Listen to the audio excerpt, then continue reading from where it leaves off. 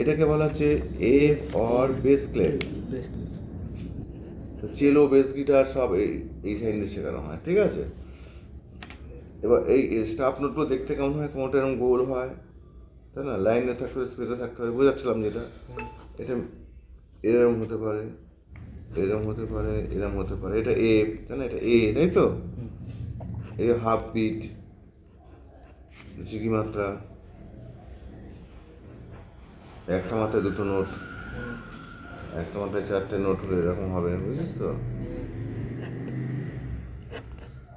সা সা 16 নোট বলা হয়, ডটেড 16 নোট এটা।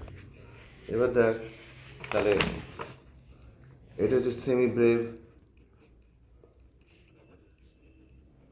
or whole note, 4 counts.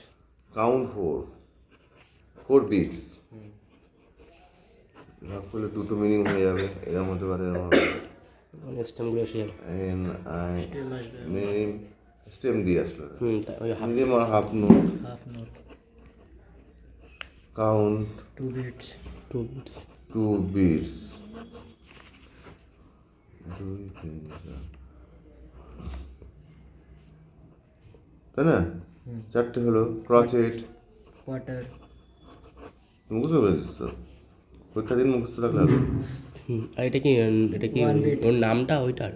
এই ছবিটার নাম ক্রচেট। ও আচ্ছা। নোট তো বি, নোট যেখানে খুশি থাকুক, আচ্ছা, একটা কালো মাথার সঙ্গে স্টেম থাকলেই ক্রচেট। আচ্ছা ক্রাচি। Count 1 beat. 1 বিট। এটা লাইন অ্যান্ড ফ্রেজটা কম্বাইন করি, নিচে ছিল কুত্তা, ডগ, ডি, তাই না? তারপর ই, E. স্পেসে এ, লাইনে জি, G. এ, এ B. বি বি, তারপর সি সি, ডি ই, তারপর ই ই, তারপরে একটা কড উপরে কড ভগবান আছে, গড। এই বন্ধু মুখস্থ করবি এটা।